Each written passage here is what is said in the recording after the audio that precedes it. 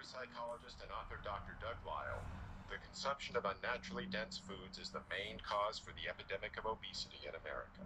It isn't that people become more self-indulgent. It isn't because they're lazier than they ever were. What's happening is that their mechanisms of satiation are being fooled. The process starts with a range of receptors in our stomachs that help us gauge how much food we've eaten. These include stretch receptors to help measure the sheer volume of food in our stomachs. We also have density receptors to help determine the caloric density, or what we more commonly call the richness of our food. For instance, 500 calories of natural plant food fills the stomach completely, triggering both our stretch and density receptors to signal our brain that we've had enough to eat. But 500 calories of unnaturally rich or processed food fills the stomach far less, deceiving these receptors into telling our brain that we need to eat more.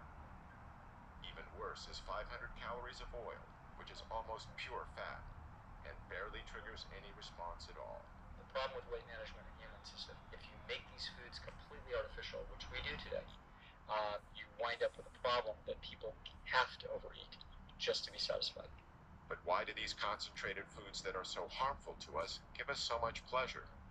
Dr. Lisle says the answer is related to a system called the motivational triad. This is a trio of biological mechanisms that nature has designed into every creature on Earth so they can survive to pass their genes on to the next generation. The first leg of the motivational triad is pleasure seeking.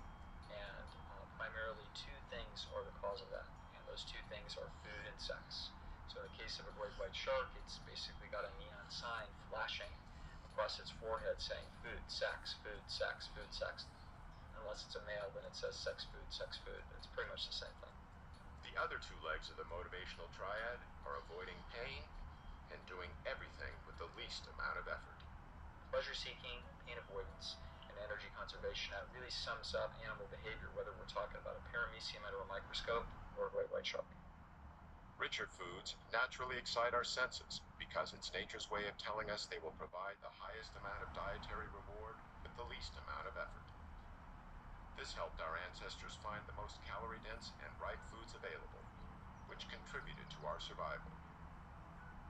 But in today's environment, we can artificially increase calorie density well beyond what our ancestors would have found in nature.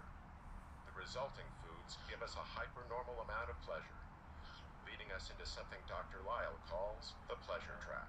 What the pleasure trap is an interaction between our natural instincts, which are trying to tell us the right thing to do, and some kind of artificial modern stimulation that is piggybacking or hijacking that process.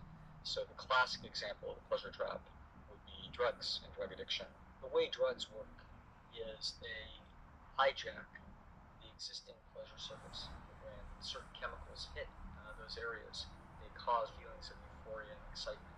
The same drug-like effect happens when we eat highly concentrated, processed foods. We've removed the fiber, we've removed the water, we've removed the minerals. We've done everything that we can to hyper-concentrate sugar and fat, and add a bunch of salt as well into the food. And now what the food has become is become a low-grade addiction. These things are drugs. They have other deleterious side effects, not the least of which is